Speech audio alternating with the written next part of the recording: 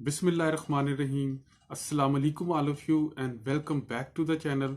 It is always been an honor you guys take your time to have a look on these videos. As you guys know, this video is consist of three main parts. जैसा कि आपको पता है, हमारी तमाम videos के जो series चल रही है उसके तीन पार्ट्स होते हैं: idioms, phrasal verbs and common sentences. आज का जो हमारा idiom है वो है take it with a grain of salt.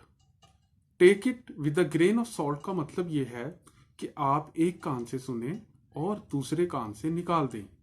ये ऐसी सिचुएशन में इस्तेमाल होता है जहां पे मिसाल के तौर पे कुछ लोग इस तरह की नेगेटिव बात कर देते हैं या कुछ इस तरह की सिचुएशन क्रिएट कर देते हैं जिससे दूसरा बंदा सैड या डिसअपॉइंट हो जाता है. तो ऐसे बंदों से निपटने के लिए हम कहते हैं take it with a grain of salt. अब आप ये बात अंडरस्टैंड करें कि ईडियम या फ्रेजल वर्ब हम क्यों यूज करते हैं, कि ये एक खास सिचुएशन के लिए इंग्लिश लैंग्वेज के अंदर इस्तेमाल होते हैं. इनका लफ्जी मीनिंग कुछ और होता है लेकिन इनकी सेंस कुछ और होती है. तो जब आप इसकी सेंस को समझना शुरू कर देंगे कि कौन सी सिचुएशन में इसको इस्तेमाल करना है, तो यकीन जानिए इंशाल्लाह आपको ज़्यादा टाइम नहीं लगेगा अपनी स्पीकिंग को इम्प्रूव करने में. Okay, come to the point. Take it with a grain of salt. अब हम इसको एक सेंटेंस में इस्तेमाल करते हैं. For example, you must not be serious, take it with a grain of salt, she most of the time pass like these remarks. Okay. Part two. जैसा कि आप जानते हैं पार्ट टू कंसिस्ट होता है फ्रेजल वर्ब्स के ऊपर. आज के जो हमारे दो फ्रेजल वर्ब्स हैं उनमें से एक है मक अबाउट और दूसरा है शट आउट.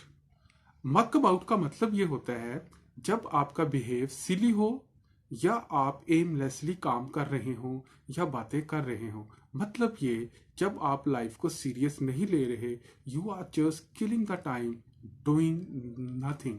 आप कुछ भी नहीं कर रहे, बस फजूल बातें कर रहे हैं और फजूल टाइम पास कर रहे हैं. For example, you must be serious, don't muck about. Okay, you must be serious, आपको सीरियस होना चाहिए. डोंट मक अबाउट, अपना टाइम ज़ाया मत करे फजूल कामों में या फजूल बातों में. जो हमारा दूसरा फ्रेजल वर्ब है आज का वो है शट आउट. शट आउट का मतलब ये होता है एक्सक्लूड करना, निकाल देना. For example, you will have to shut these feeling out in order to deal with that type of situations. इसका मतलब ये है कि आपको अपने अंदर से ये फीलिंग निकालनी पड़ेगी अगर आपने इस सिचुएशन का मुकाबला करना है. मतलब ये सम टाइम आपकी फीलिंग्स ऐसी होती हैं जो आपको रोक रही होती हैं कुछ काम करने से.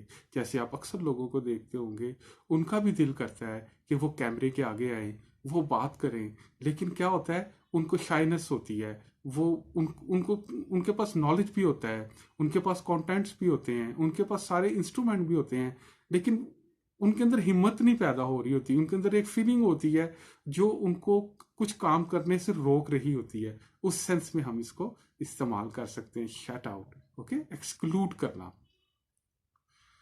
तीसरा पार्ट, जैसा कि आप जानते हैं तीसरा पार्ट हमारा कंसिस्ट होता है कॉमन सेंटेंसेस के ऊपर. आज का जो हमारा पहला सेंटेंस है वो है that's very kind of you. That's very kind of you का मतलब ये होता है कि आप बहुत मेहरबान हैं, लेकिन समझना ये है कि इसको किस सिचुएशन में इस्तेमाल करना है.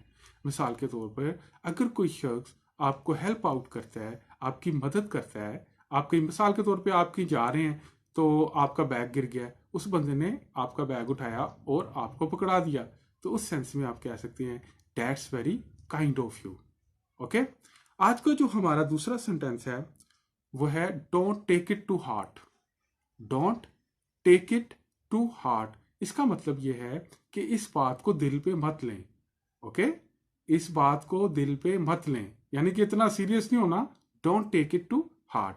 और आज का जो हमारा लास्ट और तीसरा सेंटेंस है वो है there is no room for doubt. There is no room for doubt का मतलब ये है कि इसमें शक की बिल्कुल भी गुंजाइश नहीं.